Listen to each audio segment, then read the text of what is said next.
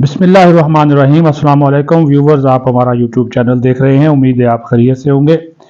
Richard गरनेल जो कि एक एलची है ट्रंप का, उसको इमरान खान की बहुत ज़्यादा याद आ रही है, बल्कि सता रही है, और मुसलसल दबाव डाला जा रहा है पाकिस्तान पर कि इमरान खान को रिहा किया जाए। तो जनाब, हम किसी के गुलाम नहीं हैं, गुलामी नामंजूर। अमेरिका को गालियां और अमेरिका के सामने सर ना झुकाने का ऐलान करने वाली पीटीआई रिचर्ड गरनेल के बयान के ऊपर जो है वो शादियाने बजा रही है, खुशाइंद करार सारी की सारी क़यादत बैरिस्टर गौहर जैसे समझदार बंदे से लेकर हर वो शेख वकास अकरम और इसके शादियाने और खुशियां और सोशल मीडिया पे देख लें कि इमरान खान आज रिहा हुआ कि जनाब कल रिहा हुआ, ये कहानी वहाँ पे चलाई जा रही है।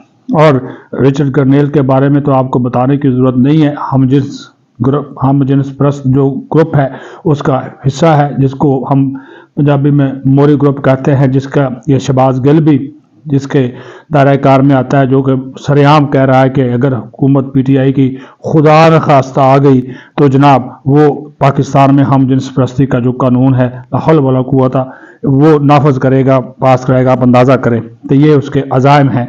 ज़ाहिर है जो मोरी ग्रुप है उसने तो इसको उछालना ही है, तो वो लेकिन इसको ये बात आपको बताने का मकसद ये है कि जनाब आला इस मामले के ऊपर हमारे जो अस्करी हुकाम हैं, अस्करी क़यादत है, सिविल क़यादत है, ख़ास तौर पर जो हमारे आर्मी चीफ हैं, बड़ा इसके ऊपर एक दो टोक वाज़ेह मौक़िफ़ कि पाकिस्तान की सालमियत, सलामती, खुद मुख्तारी, आज़ादी, इसको बरकरार रखेंगे।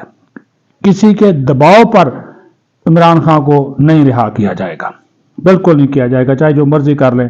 ट्रंप भी आकर कह दे बराह रास्त तो भी इसको जो है वो रिहा नहीं किया जाएगा। ये अटल फैसला है, क्योंकि अगर आज इमरान खान रिहा हुआ तो फिर कल आपको उनकी हर बात जो है वो माननी पड़ेगी। तो ये एक तयशुदा पॉलिसी है। और जनरल आसिम मुनीर के बारे में जो लोग नहीं जानते, उनके करीबी साथियों, उनकी फैमिली के अफराद, उनके दोस्तों से पूछने कि वो कैसा इंसान है। नंबर 1 ये सुनते जाएं। वो उन्होंने कहा जी एक तो सख्त मिजाज के हैं, सख्त मिजाज के हैं, सच्चाई पर मबनी फैसले करते हैं। नंबर 3 जो फैसला कर लेते हैं तो फिर उसके ऊपर डट जाते हैं, धमकी और दोष किसी की एक्सेप्ट नहीं करते। इरादे और जो इनका अज़म है वो चट्टानों की तरह मजबूत है। फिर इनकी जो बॉडी लैंग्वेज है और इनके जो फैसला साजी की कुव्वत है उसमें जनाब इनका कोई सानी नहीं है। तो वो जो एक जज्बातियत वाली बात होती है ना, वो वाला इनमें वो बिल्कुल नहीं है। जो फैसला कर लिया, जिसको समझते हैं कि ये बेहतर फैसला है, कौम के मफाद में, फौज के मफाद में है, वो फैसला कर गुजरते हैं। और इसकी मिसालें हमारे पास मौजूद हैं। ईरान ने हमारे मुल्क के अंदर स्ट्राइक की, अभी ज़्यादा लंबी बात नहीं है, तो उसका जवाब फौरी तौर पर दिया।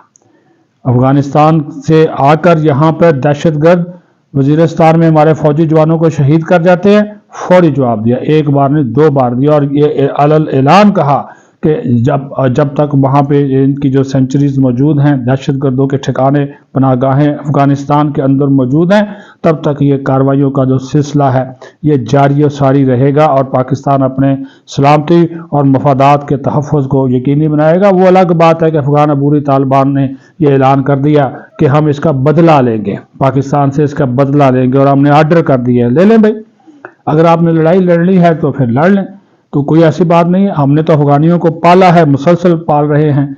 और जब से वो अफगान और रूस जंग हुई थी उसके बाद से लेकर 79 से लेकर आज तक देख लें कितने ही अफगानी जवान जो हैं वो यहाँ पे बड़े पले, बड़े शादियाँ हो गई, फैमिली बन गई, पनाहगज़ीन कैंपों में भी रह रहे हैं। अभी भी 15 से 20 लाख मौजूद है। तो ठीक है, अगर आप यही हमारी मेहमानदारी का सिला है कि हम पे चढ़ाई करनी है तो फिर तो ठीक है भाई। अगर आपने जंग मुसल्लत करने बजाय इसके कि उनका खात्मा करें जिनको आपने पनाह दी हुई है। हजार हा मरतबा पाकिस्तान ने कहा, लेकिन वो सुनते नहीं, उल्टा उनकी सपोर्ट करते हैं। और हजार हा मरतबा पाकिस्तान ने इनको कहा कि ये जो आपने पाले हुए हैं उनके मदरसों के नाम के ऊपर माजरत के साथ, और फिर वहाँ पर तरबियत गाहें, खुदकश बम्बार, अजीबो गरीब कमांडरों के नाम, फिर जनाब वो उनका बाकायदा एक मीडिया वो वहाँ पर काम कर रहा है, उसके बयानात है, तो आप देख लें। और पाकिस्तान के खिलाफ اور پاکستانی فوج کو کہتے ہیں انڈین رائل آرمی. آپ یہ اندازہ کریں، حد نہیں ہوگی. انڈین رائل آرمی کہا جاتا ہے فوج پاکستان کو، جو پاکستان کی فوج. اب کہ انڈیا جو ہے ہمارے پہلے خلاف روایتی ہمارا دشمن ہے. تو بھائی آپ پہلے یہ فیصلہ کر لیں کہ آپ پاکستان کے ساتھ ہیں یا انڈیا کے ساتھ ہیں.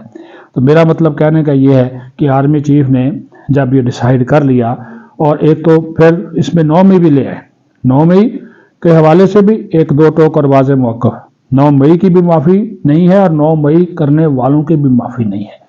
تو انہوں نے کہا میں ان کے ساتھ کھڑا ہوں گا جو لوگ 9 مئی کو جو لوگ 9 مئی کو بھولنے والے نہیں ہیں، ان لوگوں کے ساتھ میں کھڑا ہوں گا. تو وہ یہ ایک اٹل بات ہے. باقی وہ پریشرائز کر رہے ہیں، وہ کریں گے جب تک وہ جو رچرڈ گرنیل صاحب ہیں، جو موری گروپ ہے، تو وہ کریں گے جناب اس کو. وہ بالکل اس میں کوئی دو رائے نہیں ہے کہ وہ اس کے اوپر آئیں گے، پریشر بڑھائیں گے. اور ان کی پوری کوشش ہے کہ ٹرمپ کی حلف برداری سے پہلے عمران خان جناب رہا ہو کر باہر آ جائے. تو بھائی یہ بات تو ثابت ہو گئی، یہ بات رچرڈ گرنیل کے مسلسل بیانات سے. اور اگر اکین کانگریس جو اس کے حمایتی ہیں، جو لابیز انہوں نے ہائر کی ہیں، جس کو ڈالر اور تھونچو دیتے ہیں، ایک چیز تو واضح ہوگی نا کہ یہ جو مصروف اڈیالہ میں بیٹھے ہیں قیدی 804 ہے تو 4 ہی ویسے. تو یہ جو قیدی 804 ہیں، یہ اثاثہ ہیں، اسرائیل کا اثاثہ ہے. خواجہ آصف ٹھیک کہتا ہے، امریکہ کا اثاثہ ہے، یہودیوں کا اثاثہ ہے. یار گولڈ سمتھ پلان کیا ہے؟ یہی ہے نا جس کو باہر نکالو. جو زیک گولڈ ہے وہ کیا ہے؟ جو اس کا سابقہ سالہ ہے. ٹھیک ہے، یہاں پر تو سابقہ وہ موجودہ کی کوئی بات ہی نہیں. ابھی بھی جب یہ جاتے تھے، جب یہ لندن وغیرہ، تو وہیں جمامہ کے پاس جا کر رہتے تھے. تو یہ بھائی ان کا اثاثہ ہے، وہ اپنے اثاثے کو بچانے کے لیے ایڑی چوٹی کا زور لگا رہے ہیں. کیونکہ یہی اثاثہ جو تھا وہ پہلے جب اس کی حکومت گئی ہے تو امریکہ کو گالیاں نکالتا تھا، ہم کوئی غلام ایک نعرہ لگاتا تھا. ہاں جی، حقیقی آزادی، انقلاب، خونی انقلاب، پتہ نہیں کس کس کے نعرے لگاتا تھا. اب وہی جو اثاثہ ہے اس کو بچانے کے لیے سارے چڑھ دوڑے ہیں. کیونکہ جناب اصلیت تو سامنے آ گئی. تو اسرائیل کا اثاثہ ہے، اصل اثاثہ یہ نہیں ہے. اصل اثاثہ پاکستان کا ایٹمی پروگرام، ہماری قوم کا جو اثاثہ ہے 24-25 کروڑ عوام کا، اس اثاثے پہ ان کی نظر ہے. یہ عمران خان ایک بہانہ ہے. ایٹمی پروگرام، پاکستان کا ایٹمی پروگرام اصل نشانہ ہے، یہ میں آپ کو بتا دوں. اور وہ جو سینئر صحافی تجزیہ کار محسن بیگ نے 6 سال پہلے 3 ان کے عزائم بتائے تھے، 3 بڑے عزائم. پاکستان کی اکانومی کو برباد کرنا، اس کے دور حکومت میں برباد ہو گئی تھی، اب تھوڑی بہت اوپر چڑھنا شروع ہو گئی.